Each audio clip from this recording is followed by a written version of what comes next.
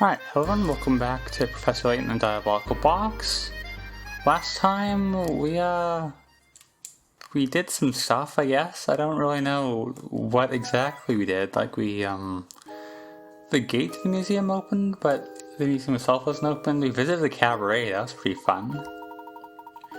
In front of the museum, they noticed a large emblem in the shape of a goat carved into the stone floor. Seeing this, the professor suddenly announced his need to speak to Inspector Chelmy, because the goat was probably on the box. There's the implication here. The professor has taken a renewed interest in the photo recovered from Dr. Schrader's home.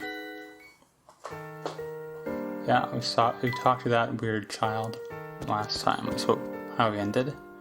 Right, and we got some reading. I'm going to remember to do that today. The museum gate. Unfortunately, the gate to the Hearst Museum is locked, and for the moment we have no way of entering the place. I haven't any way of ascertaining when the gate will be opened, and so decided to wait on visiting the museum. For the time being, I'd like to focus my efforts on gathering information from the people of Folson's. The old man in the tower.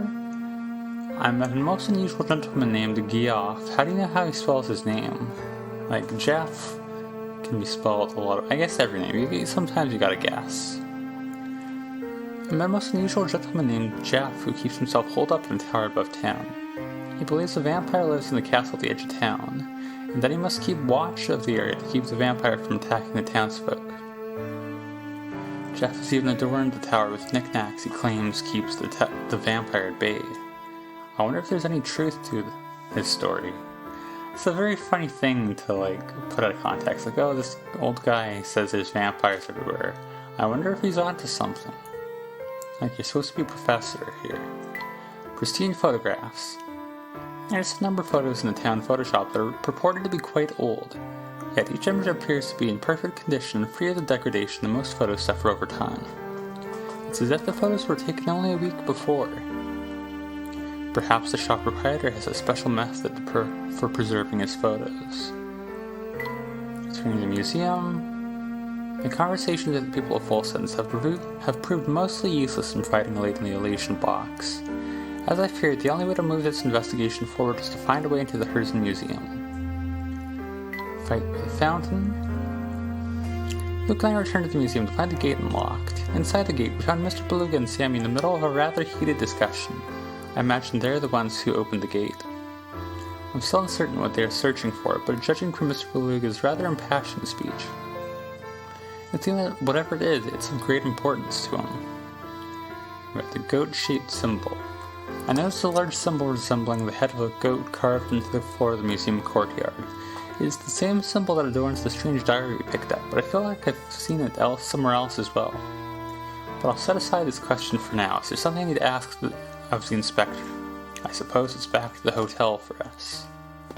Which we're headed, but there's a woman out here who we'll talk to first, Opal.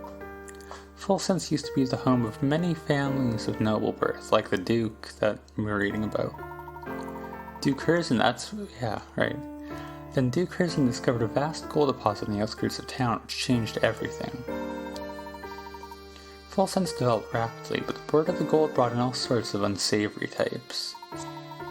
It's such a shame. This used to be such an enchanting town. That's an important bit of lore. I like how much lore we're getting about the town and that. It does kind of help with the atmosphere. Inspector, there's something I need to ask you. Can you spare just a moment? Layton, I see you've been busy. I didn't think you'd managed to solve 50 puzzles so soon. A very subtle gate check here. Now we gotta talk to him again, because that's how this works. I hear you've been very busy sniffing around town for clues. Tell me, has your search yielded any genuinely useful facts yet? Perhaps. Would you mind showing me the photo you recovered from the doctor's apartment? Oh, am I to understand there's a clue to be found in that photo? Well, I see you've solved 50 puzzles so far, so I can tell you're serious about the investigation. I gotta drop into a conversation next time I'm talking to someone like, oh, have you solved 50 puzzles yet? It's just very natural. My top priority is solving this case, so if you think you can help, I might as well show you the thing. At least he's being reasonable about it. What's a devil? Something the matter, sir? There's a blasted hole in my pocket. Oh no. Okay. Well, that's gonna... Right. It's gathering the pieces about without even noticing. This is a low point in my career. Seems that all that remains of the photo is this one scrap. You got a photo scrap, only 15 to go. I guess we'll just have to give up never seeing that photo again, huh? Tough to say. The pieces were still all in my pocket when we entered full sense. I'm sure of that much. Inspector, do you recall the path you took around town over the past couple hours? Bits of it, yes. Let's see. Oh, okay, puzzle. Chelmeys Route 110, 35 bigger ants. Used what the inspector remembers to find the path he took through town. Well, only one turn I made was at an intersection with a cafe and on it. Oh, and also I passed in front of one hat shop. Oh, and one flower shop too. And I didn't walk any further than necessary. Now that you've heard his recollection, can you trace the route the inspector took through town? I like his facial expression here. So I mean, like, okay. He can't walk through by more than one. Okay, more than one hat shop. I don't think really places any restrictions on it, because like, to walk through here, then you have to go straight. To walk by this one, there's no hat shots in this area. Likewise for this route, and like that. So I think the hat is more just forcing you to go through one of these roads rather than like restricting it all. The flower shop, on the other hand, if you go by this one, well, then you have to either go down here, which takes you by another one, or around here, which takes you by another one. So either way, you can't go through this road.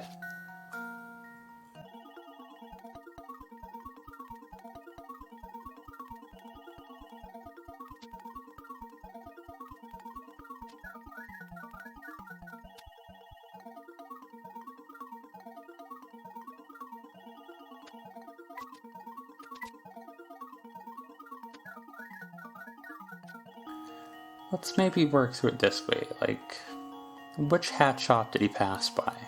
If it's by this one, then he has to turn here. This is the only efficient route, and that's not by a cafe. If it's by this one, well, which flower shop did he pass by then? If it's this one, you'd have to go by this, and to not turn by a cafe, it would have to go, that's impossible. So that can't be the flower shop he went to, so it has to be like this. Which, no matter how you turn up there, he's going to turn by a cafe. So yeah, it can't be, and you have to turn by a cafe down there. So it can't be like that. Like this, on the other hand, you have this. Is this the route? Alright, let's check. Cafes. Yeah, it's just the one down here for cafes. In terms of flower shop, it's just this one, and in terms of hat, it's just this one. It's gotta be like this then, right? Consider this puzzle solved. Yep, there we go. Perfect. And there we have it. I just took things a little too slowly, I think. That's right, you may figure out the inspector's path through town, but the search for those photo scraps is just the beginning. And then naturally, the northeast corner of the town, I came straight back to the hotel. That should be enough information to get started. Thank you. Come, Luke, let's see if we can't recover the pieces of that photo by retracing the inspector's steps. What's so important about the photo, Professor? I'm unsure of the photo's content, but I have every confidence that it'll lead us to the Elysian box. Say no more, I'm sold. After all, your intuition never fails. Straight to the northeast corner. I think we can get there through the little path where that bulldog was sitting. Yes, let's. I'll lead the way. Oh, and we missed a couple. Where's Granny Riddleton's shack out here? Like, I have a bunch of puzzles to catch up on. Professor and Luke decide to investigate the northeast corner of the town. But I don't know where she's at. Oh, and that's the chapter, I guess.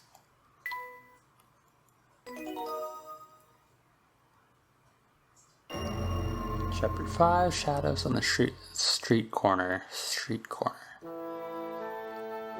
Kurt's there. Oh, is that... You're thirsty? Like the... sweat symbols? Something the matter? You look rather downtrodden, my good man. Oh, don't mind me, sir. I just get a little gloomy about how poor business has been lately. To be honest, just thinking about it puts a rain cloud over my head. Oh, how'd you like a cup of tea? I'd be happy to make one for you, and you'd be surprised what it can do for your mood. I'd appreciate it. Maybe something spicy will cure me of this blues. I mean... that's spicy.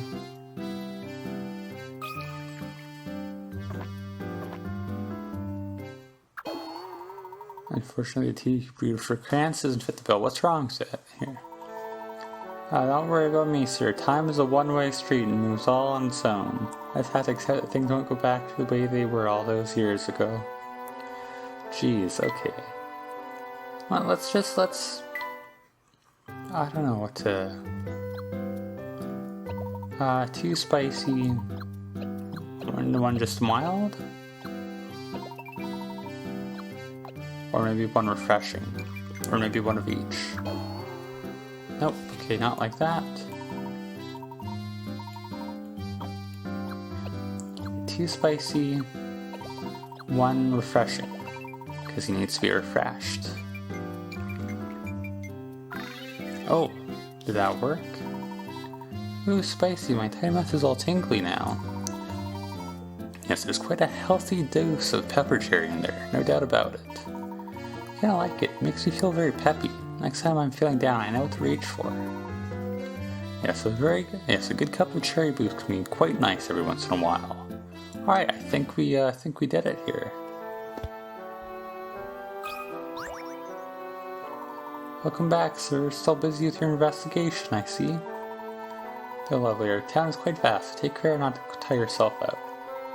I'm sure your feet must be sore, so why not sit for one to enjoy this puzzle I prepared? I think we have to, talk to them through the menu.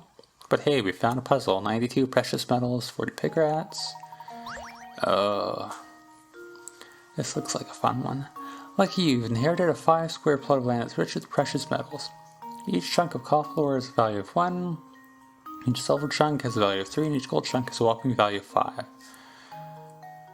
You're allowed to pick 5 squares of land for yourself, but the 5 squares must be connected to each other.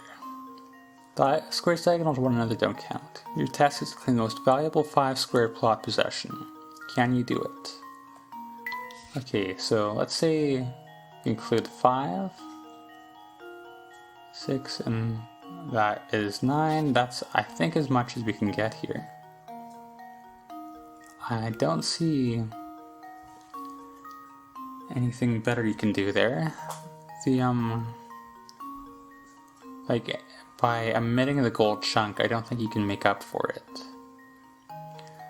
The next most obvious one is this,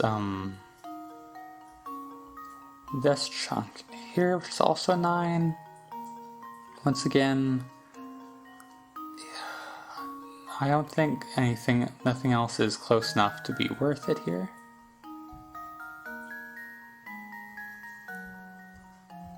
I think the most promising is this, like, this. Because that is 10, right? And if we look back, there's no other way to,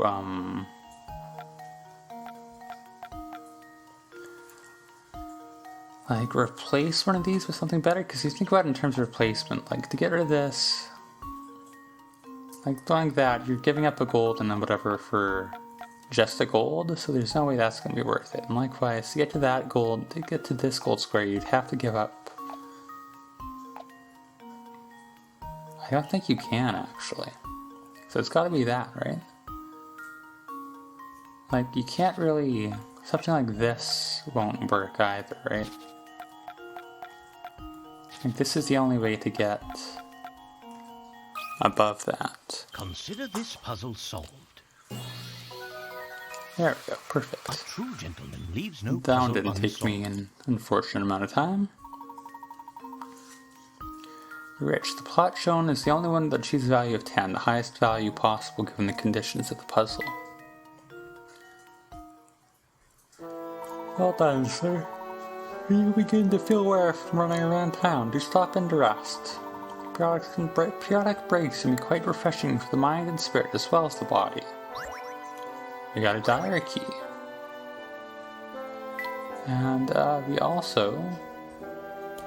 Okay, let's try this again. Tea time.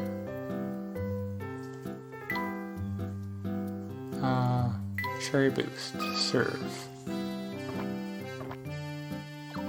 No, okay, that's just getting us this dialogue.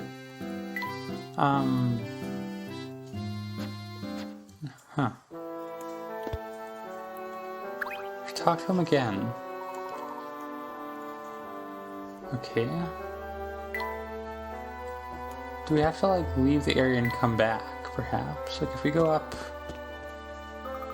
Where's Flora? Ah, you startled me. Where'd you get off to, Flora? Come now, Luke.